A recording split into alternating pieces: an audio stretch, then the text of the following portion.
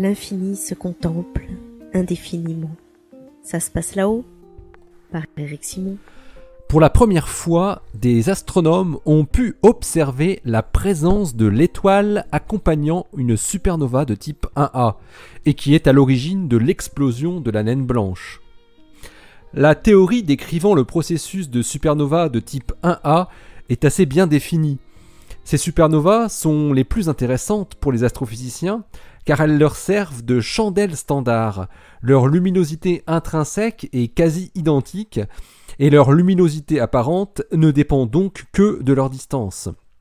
La théorie stipule qu'une étoile naine blanche formant un système binaire avec une autre étoile lui accapare de la matière et, ce faisant, finit par dépasser la masse critique au-delà de laquelle sa pression interne ne peut plus contrecarrer la force de gravitation.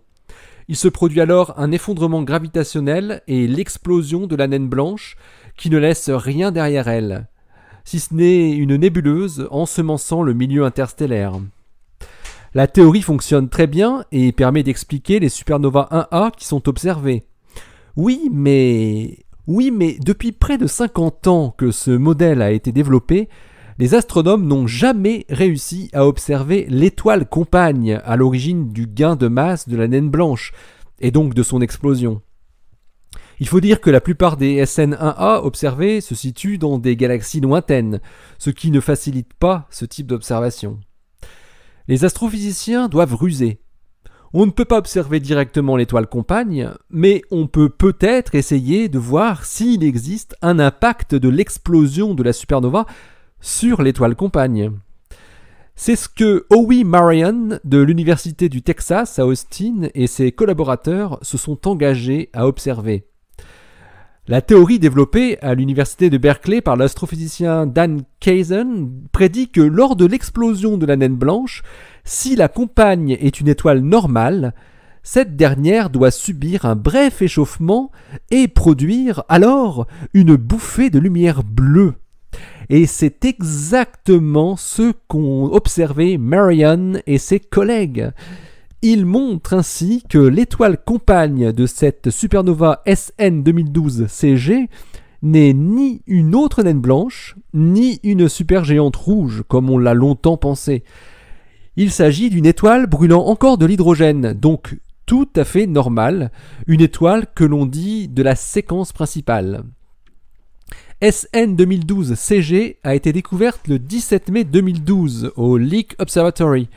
Elle est située dans la galaxie NGC 4424 dans la constellation de la Vierge, à une distance de 50 millions d'années-lumière. Dès le lendemain de son apparition, l'équipe de Marion l'a étudiée de très près. L'interaction avec l'étoile compagne a lieu très tôt après l'explosion proprement dite. Il est donc important d'observer rapidement ce qui se passe, là-haut. L'équipe a observé la lumière en provenance de SN 2012 CG avec de nombreux télescopes durant plusieurs semaines en observant la lumière dans ses différentes longueurs d'onde.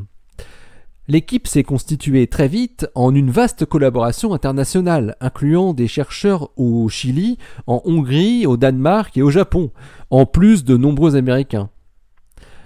L'excès de lumière bleue observé dans la lumière de la supernova indique clairement que la face de l'étoile compagne faisant face à l'explosion s'est fortement échauffée.